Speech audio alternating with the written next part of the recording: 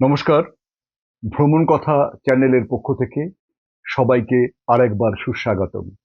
কুর্গ যাবার পথে আমাদের প্রথম লক্ষ্য নামজলিং মঠ বা গোল্ডেন মনাস্ট্রি। कुशल कुशल नगर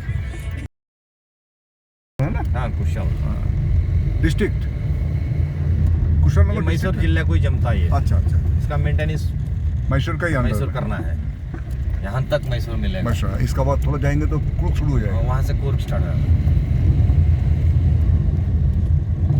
ठीक ही लग रहा ये है। देखिए सर टिबेटियंस का घर है ये। हाँ अच्छा उनका मकान है, जो बड़ा वाला मकान आएगा वो बड़ा आदमी है हाँ यहाँ ज़्यादा का, ज़्यादा पैसा वाला होगा। ज्यादा पैसा वाला।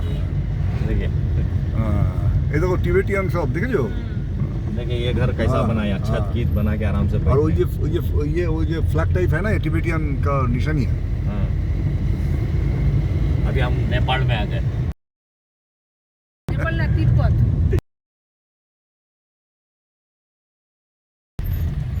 এই এরিয়াটা পুরো টিবেটিয়ান। দেখো লোকের হ্যাঁ। মুখও वही तो बोल लो तो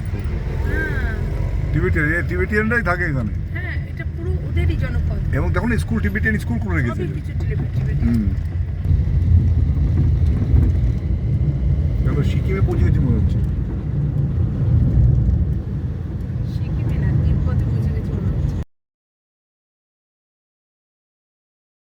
তিব্বতী জনবসতি তাদের নিজস্ব সংস্কৃতির প্রতিষ্ঠা আর সবুজের অপার আদর পথকে আরো সুন্দর করে তুলেছে। বাইলাকুপে মাইশোরের একমাত্র তিব্বতী জনবসতি। এখানে গেলে বোঝাই যায় না আমি দক্ষিণ ভারতে আছি না তিব্বতে।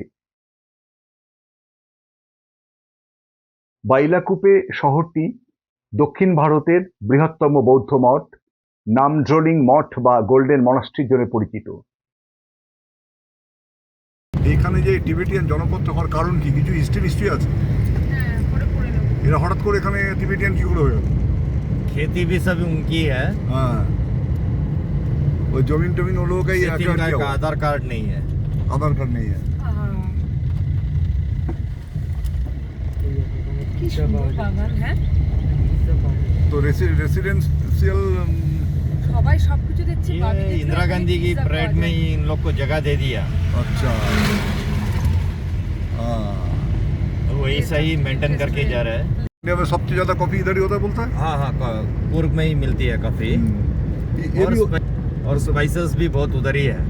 अच्छा अच्छा कश्मीर छोड़ेगा तो कुर्ग मोनास्ट्री है ये, ये वास्ते तो देख के आ जाइए। हाँ পলিউল বংশের ধ্রুব ওয়াং পদ্মা নরবু রিনপোচে দ্বারা 1963 সালে প্রতিষ্ঠিত হয়েছিল এই মঠ।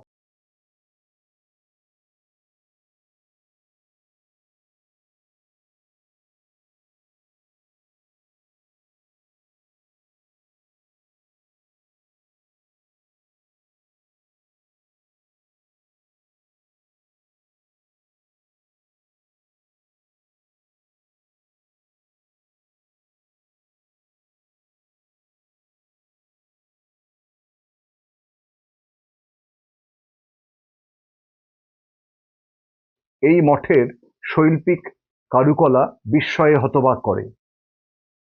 কত নিষ্ঠা, লড়াই, অবমাননা আর ভালোবাসা আছে এ অসীম সৌন্দর্য ও মহান স্থাপত্যের ভাঁজে ভাঁজে। অনেক প্রতিকূলতার মধ্য দিয়ে ধাপে ধাপে এগিয়েছে ইচ্ছা আর সাধনার পথ।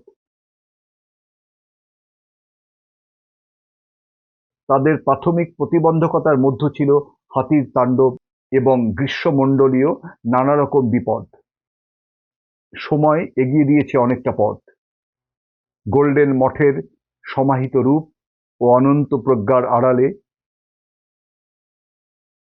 নিঃশব্দ সেবা চলেছে প্রতিনিয়ত। এই আনন্দযজ্ঞের কথা ভেবে আশ্চর্য হই, মাথা নুয়ে আসে শ্রদ্ধায়। কিছুক্ষণের জন্য সমস্ত কথা হারিয়েছিলাম আমরা।